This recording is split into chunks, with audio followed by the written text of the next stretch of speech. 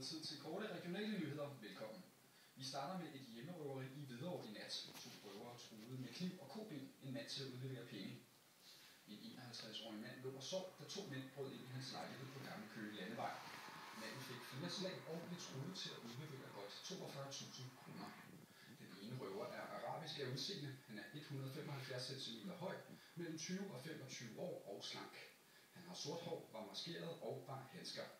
Han var bevæbnet med en kniv. Den anden røver er også udenlandsk af udseende, ca. 180 cm høj og mellem 20 og 25 år.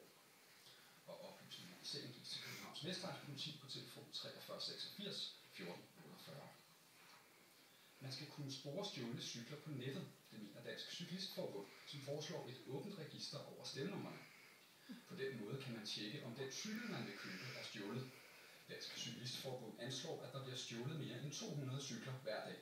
Registret vil gøre det sværere for cykeltyve at videresælge cyklerne, eksempelvis via Den Blå Avis.